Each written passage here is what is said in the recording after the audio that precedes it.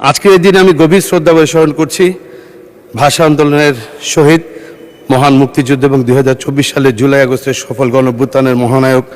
শহীদ আবু সাঈদ, শহীদ মীর মাহফুজুর রহমান মুগ্ধ সহ হাজারো শহীদ আহত যোদ্ধাদের। স্মরণ করছি বিএনপির সাবেক সাংগঠনিক সম্পাদক, সিলেট 2 আসনের 2 বারে নির্বাচিত মাননীয় সংসদ সদস্য জনাব ইলিয়াস আলীকে। স্মরণ করছি বাংলাদেশ ইসলামী ছাত্র শিবিরের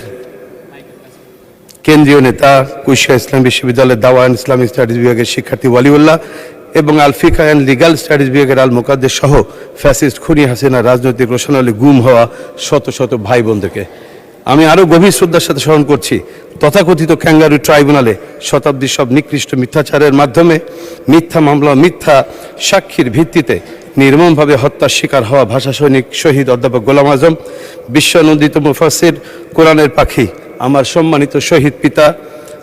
আল্লামা দেলাওয়ার হোসেন সাঈদী, শহীদ মৌলানা মতিউর রহমান নিজামী, শহীদ মৌলানা আব্দুল সুবহান, শহীদ আলী হাসান মোহাম্মদ মুজাহিদ, শহীদ কামারুজ্জামান, শহীদ আব্দুল কাদের মোল্লা, শহীদ মীর কাসেম আলী সহ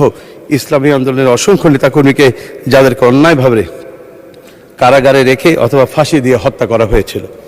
যাদের রক্তাক্ত আত্মত্যাগের বিনিময়ে আজ আমরা এক স্বাধীন ও ফ্যাসিবাদ মুক্ত পরিবেশে এই মহান সংসদে দাঁড়িয়ে কথা বলার সুযোগ পেয়েছি।